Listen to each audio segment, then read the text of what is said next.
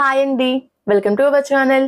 ఈరోజు రెసిపీ వచ్చేసి 1 kg chicken తోటి చిక్కటి గ్రేవీతో తినే కొద్దీ తినాలనిపించేంత రుచితోటి చికెన్ కర్రీని ఎలా ప్రిపేర్ చేసుకోవాలో చూపిస్తాను. ఇలా చేసుకుంటే రైస్, చపాతీ, పులావ్ ఎందులోకైనా టేస్ట్ అయితే చాలా బాగుంటుంది. చికెన్ కర్రీని ప్రిపేర్ చేసుకోవడం కోసం ముందుగా స్టవ్ మీద ఒక ప్యాన్ పెట్టుకొని ఇందులో 3 టేబుల్ స్పూన్ ఆయిల్ని హీట్ చేసుకోవాలి.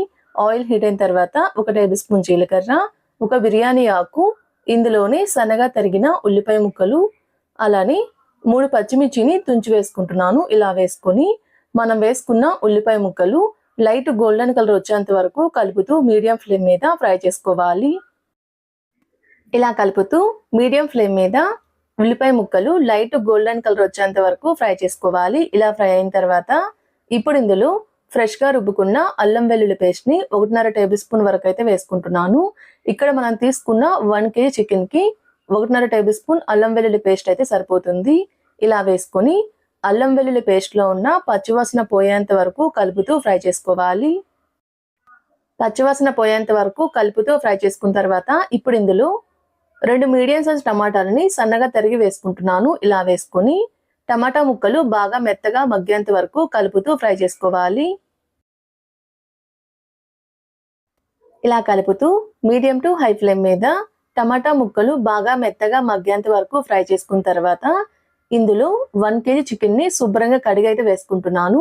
ఇలా వేసుకొని ఇందులో ఒక 1/2 టేబుల్ స్పూన్ పసుపు, 1 టేబుల్ స్పూన్ సాల్ట్ అయితే వేసుకుంటున్నాను. ఇలా వేసుకున్న తర్వాత చికెన్ మొత్తాన్ని కలిసే విధంగా ఒకసారి కలుపుకోవాలి. ఇలా చికెన్ మొత్తాన్ని కలిసే విధంగా కలుపుకున్న తర్వాత దీనిపైన మూత పెట్టి మీడియం టు హై ఫ్లేమ్ మీద చికెన్లో నుంచి వాటర్ సపరేట్ అయ్యేంత వరకు ఉడికించుకోవాలి.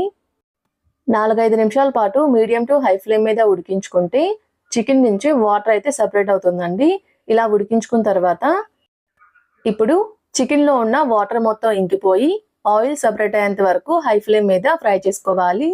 ఇలా హై ఫ్లేమ్ మీద ఫ్రై చేసుకుంటే చికెన్లో ఉన్న నీసు వాసన అయితే పోతుందండి.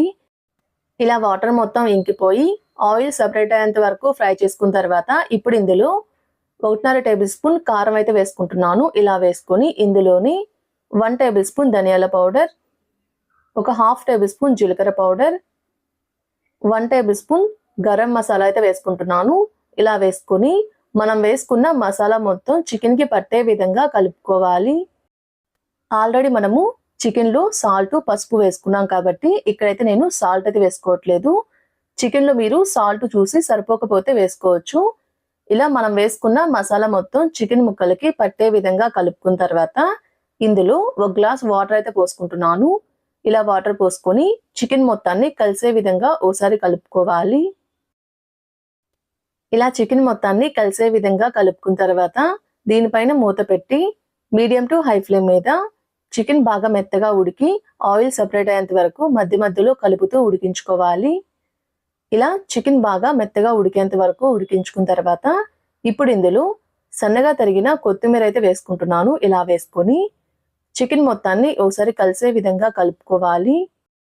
ఇలా కలుపుకొని స్టవ్ ఆఫ్ చేసి ఒక సర్వింగ్ బౌల్లోకి సర్వ్ చేసుకుంటే ఎంతో టేస్టీగా మంచి గ్రేవీ తోటి చికెన్ కర్రీ అయితే రెడీ అయిపోతుందండి.